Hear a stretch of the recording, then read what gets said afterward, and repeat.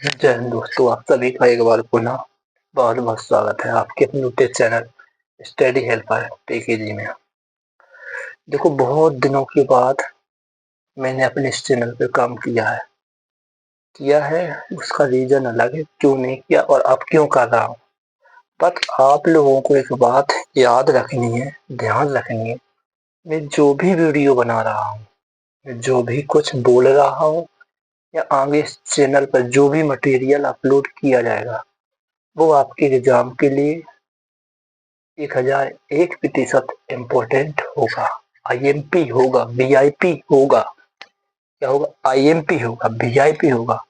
आपको तो यही नहीं कुछ लोगों को पता हो कि वीआईपी क्या होता है, आईएमपी क्या होता है। तो आईएमपी होता है important, VIP very important, VVIP very very important. ठीक है ना, याद कर लेना। देखो, पढ़ सभी रहे हैं, सभी को पढ़ना है, बट पढ़ने से होता उतना भी कुछ नहीं जितना सोचते हैं। बट पढ़ना इसलिए है कि हम एक अच्छे इंसान बन सके। नौकरी सभी को नहीं मिलेगी, नौकरी,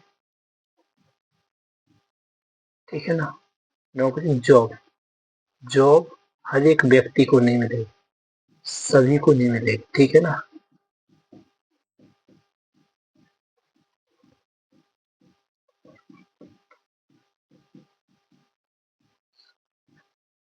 बट जिसे मिलनी है वो मेहनत करेगा, जिसे चाहिए वो मेहनत करेगा। मिलनी तो सभी को नहीं, ये तो बात पक्की है। बट जिसे मिलनी है वो मेहनत के बल पर मिल रही है।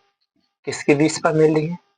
मेहनत, मेहनत, तसला फाड़ा मजदूरी नहीं करनी, अपने दिमाग का टैलेंट लगाना है। ठीक है ना, अपने दिमाग को चलाना है। मिलेगी कैसे? यदि जो नौकरी या जॉब की चाह रखते हैं तो उन्हें मिल तो बहुत जल्दी सकती है, बट उन्हें सही चाहिए, सही दिशा में गाइडेंस। जो दिशा है उस दिशा में क्या चाहिए? गाइडेंस। जो काम करना है उसमें बताने वाला। हम लोगों को तो बताने वाले कम थे, इस टाइम पे यूट्यूब का भी उपयोग नहीं कर पा रहे थे। बट अब हर एक चीज पर यूट्यूब का उपयोग कर पा रहे हैं। हर एक पे नहीं, बट स्टडी के क्षेत्र में, पढ़ाई के क्षेत्र में यूट्यूब में क्रांति आई है। यूट्यूब से क्रांति आई हुई है। हजारों रुपए की पढ़ाई 20-20 रुपए में हो गई। ठीक है ना। मटेरियल कंपटीशन बढ़ गया, इसी से कंपटीशन बढ़ गया। इसलिए आपको परसेंटेज, पहले post office, India post office, जो कि आपको बताएं कि एक विभाग है केंद्र सरकार का है, इंडिया पोस्ट डाक विभाग। ठीक है ना। डाक विभाग में 10वीं के आधार पर लोगों की भर्ती होती है। किसके आधार पर? 10वीं के आधार पर। 10वीं के आधार पर कैसी भर्ती होती है? उनके 10th के मार्क्स को देखकर, जो 10वीं के जो अंक होते हैं उन्हें देखकर उन्हें सिलेक्शन दे दिया जाता है। अब जो नौकरी की चाहत रखते तो उन्हें 10वीं में पढ़ना पड़ेगा। बट पहले कम परसेंट पर हो जाता था, बट अब नहीं होगा। क्यों नहीं होगा? दैट रीजन, उसका रीजन यही है कि अब यूट्यूब आ गया। यूट्यूब पर कोर्स सस्ते हो गए, कंपटीशन ज्यादा हो गया, लोग पढ़ने लगे, तो अब आपको भी पढ़ना पड़ेगा। बट सभी पढ़ते हैं, आपको बेहतर और सही गाइडेंस के अकॉर्डिंग पढ़ना हो तो आप भी मात्र 18 साल की एज में जो पा सकते हैं। मैंने नहीं पाई वो एक अलग बात है, बट आप पा सकते हैं। कैसे? तो सबसे पहले आपको देखना है क्या कि पहले 10th में कितनी आते थे। यदि आपकी 50 या 60 से प्लस है तो आपकी 1001% जॉब लग जाती थी 10वीं के बेस पर। बट अब ये सिस्टम तो यही है, बट कंपटीशन के चलते ये कितना हो गया? 60 और 50 से 90, 80 व 90। कैटेगरी वाइज कट ऑफ अलग अलग है, तो आपको इसको ध्यान में रखते हुए पढ़ना है। ठीक है ना। इसको यदि इस जॉब को ध्यान में रखें तो आपको लिमिटेड पढ़ना है, लिमिटेड, टाइम कम है, समय कम है, पढ़ना अधिक है, पूरा नहीं पढ़ सकते तो आपको वही पढ़ना है क्योंकि एग्जाम में 100 में 100% आने की संभावना रखे। वही क्वेश्चन पढ़ना है जिसकी एग्जाम में 100 में 100% आने की संभावना हो। जैसे 80 और 90 आपको क्या लगता है कि सारी बुकों को पढ़ते होंगे, छानते होंगे, घोल के पी जाते होंगे? ऐसा कुछ नहीं, वो करते हैं स्मार्ट वर्क। स्मार्ट वर्क आपको भी करना है। आपने कभी हर बुक पर प्रिंटेड आता उस पर कभी ध्यान नहीं दिया, कुछ लोगों ने, बाकी सभी ने दिया बट कुछ लोगों ने नहीं दिया। तो आप सभी को उस पर ध्यान देना है। सबसे पहले होता है सिलेबस, ठीक है ना? क्या होता है? सिलेबस। इस पर आपको ध्यान देना है, इस पर आपको पकड़ बनानी है, अपनी कमांड साधनी, ओनली इसको, और कुछ भी नहीं पढ़ना। तो टाइम कम है, लिमिटेड समय, जॉब चाहिए या कुछ भी, परसेंटेज अच्छी चाहिए।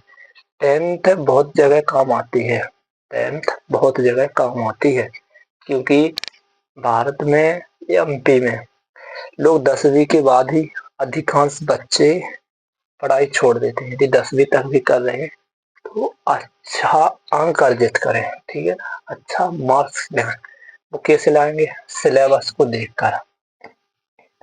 अभी सिलेबस क्या होता है? एमपी बोर्ड अपनी ऑफिशियल वेबसाइट पे एग्जाम से, मेन एग्जाम क्वार्टरली एग्जाम से क्या करते हैं, 2 मंथ्स पहले, 2 महीने पहले सिलेबस व सैंपल पेपर, सिलेबस होता है, हिंदी में लिखते हैं, ठीक है ना, सिलेबस व सैंपल पेपर, सैंपल पेपर दोनों ही अपलोड करते हैं। आप इन दोनों चीजों को ध्यान देना है बस। सिलेबस में आपको, जैसे लोग पढ़ते हैं काव्य, तो काव्य तो इतना है कंपटीशन लेवल का भी पढ़ सकते हैं, बट आपको 10th को ध्यान में रखते हुए उतना ही पढ़ना है कि जो कि आपकी एग्जाम के लिए इम्पोर्टेंट हो, ठीक है? तो आज अपन डिस्कस कर रहे हैं, आज अपन डिस्कस कर रहे हैं, क्या डिस्कस कर रहे हैं? आज अपन डिस्कस करेंगे कक्षा 10वीं। कौन? कक्षा 10वीं में क्या किया जाए कि आपका अच्छा से अच्छा, बेहतर से बेहतर परफॉर्मेंस रहे, अच्छे से अच्छा, बेहतर से बेहतर परिणाम प्राप्त हो। तो केवल इतना पढ़ो और कुछ भी मत पढ़ो। आपने देख लिया, केवल इतना पढ़, यानी कि इतना जितना मैं बता रहा हूँ। कितना पढ़ना है?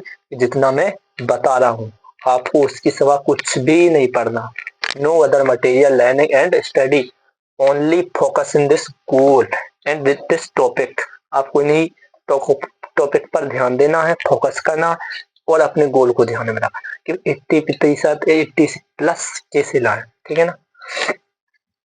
तो जैसे अपन 10वीं में देख रहे हैं किसका पाठ्यक्रम, अंक योजना 2024-25 में कक्षा 10 में किसका? हिंदी का। किसका देख रहे हैं? हिंदी का। हिंदी में क्या किया जाए एमपी बोर्ड में, हिंदी में क्या किया जाए कि नंबर ज्यादा से ज्यादा आए? तो देखो, हिंदी में आपका एग्जाम होगा कितना, 75 नंबर का, कितने का? 75 अंक का, जिसमें से आज मैं आपको 10 अंक पक्के कर बता रहा हूँ, पक्के 10 अंक आपके पक्के हो जाएंगे यदि जो मैं बता रहा हूँ आपने उन्हें कर लिया, ठीक? मैं क्या बता रहा हूँ? सबसे पहले आपको पढ़ना काव्य की परिभाषा एवं भेद। आपको ओनली काव्य की परिभाषा ही सीखनी है। परिभाषा सीखनी है आपको किसके अकॉर्डिंग? पंडित जगन्नाथ के अनुसार काव्य की, और पंडित जगन्नाथ के अनुसार और आचार्य रामचंद्र शुक्ल के अनुसार। दो परिभाषा सीखनी है, जगन्नाथ की और आचार्य रामचंद्र शुक्ल जी के अनुसार। काव्य की भेद, भेद कितने होते हैं काव्य? काव्य के होते हैं मुख्यतः 2 भेद, श्रव्य काव्य, दृश्य काव्य, या दृश्य काव्य, श्रव्य काव्य, ठीक है ना? और एक और आपका भेद होता है मुक्तक काव्य, ठीक है? तो आपको इसको कर लेना है, परिभाषा एवं भेद, कुछ एग्जाम्पल भी। तो आपका 2 नंबर पक्का, 2 नंबर पक्का। उसके बाद होता है प्रबंध काव्य के भेद। आपको इसमें पढ़ना है, भेद सीखना है, कितने होते हैं? 2। कितने भेद होते हैं? 2। बस इतना। और कौन कौन से प्रबंध काव्य और नहीं भेद दो होते हैं, वो कौन कौन से होते हैं? मैंने अभी हल बताया, दृश्य काव्य और श्रव्य काव्य। अब दृश्य काव्य के भेद होते हैं प्रबंध काव्य और मुक्त काव्य। प्रबंध काव्य के भेद क्या है? प्रबंध काव्य के भेद क्या होते हैं? महाकाव्य और खंड काव्य। ठीक है, 2 नंबर आपके हो गए, 2 नंबर का हो गया, 2 नंबर का ये हो गया, 4 नंबर पक्के। प्रबंध काव्य के भेद, प्रबंध काव्य के भेद होते हैं ओनली है 2, महाकाव्य खंड काव्य, महाकाव्य खंड काव्य। उसके बाद रस के अंग, रस किसे कहते हैं? रस क्या है? किसी भी काव्य को पढ़ने से जो आनंद की अनुभूति होती है उसे रस कहते हैं। ठीक, या जब साहित्य के हृदय में स्थित विभव नामक स्थायी भाव को, जब साहित्य के हृदय में स्थित विभव नामक स्थायी भाव का विभव अनुभव तथा संचारी भाव से सहयोग होता है तब रस की निष्पत्ति होती है। यह साहित्य के हृदय में स्थित अनुभव नामक स्थायी भाव का विभव अनुभव नहीं है, इसको मैं कंटिन्यू में क्लियर नहीं आ रही, मुझे याद नहीं आ रहा कन्फर्म, बट आपको कलन रस के अंग क्या होते हैं, रस के प्रकार, रस के अंग, रस के प्रकार। तो रस तो मैंने बता दिया, जब किसी भी पाठक या श्रोता को, किसी पाठक को पढ़ते हो श्रोता को सुनते हो जो आनंद की अनुभूति होती है। अब याद रखना, किसी पाठक को पढ़ते हुए श्रोता को सुनते हुए जो आनंद की अनुभूति होती है उसे रस कहते हैं। रस के प्रकार कितने होते हैं? तो रस के प्रकार 10 होते हैं। ठीक है ना। ट्रिक बता दूं, रस की प्रकार की ट्रिक है आपका वीर भयानक रौद्र रस। क्या है? रस, रस की ट्रिक है वीर भयानक रौद्र रस, रौद्र रस। करुण हास श्रृंगार, करुण हास श्रृंगार। अद्भुत बीभत्स शांत रस। 9 रस का आधार। 10वां आपका हो जाएगा वात्सल्य या वत्सल्य। क्या हो जाएगा आपका 10वां?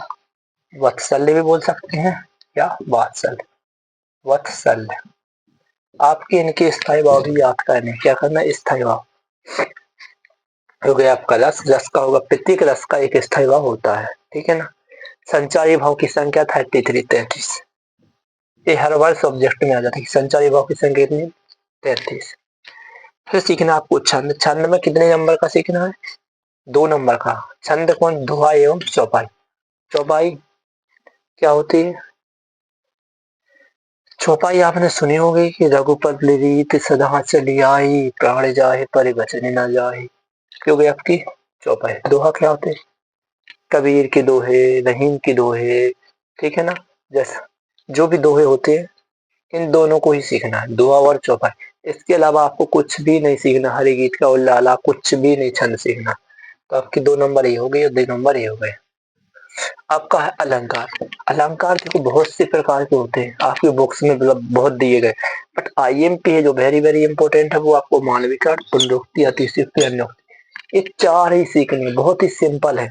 आप यदि कमेंट्स करोगे आपको जरूरत पड़ रही है कि मैंने इन्हें भी एक्सप्लेन करूं बेहतर से बेहतर तरीके से, तो मैं पूरी कोशिश करूंगा कि इन पर भी आपको बताऊं।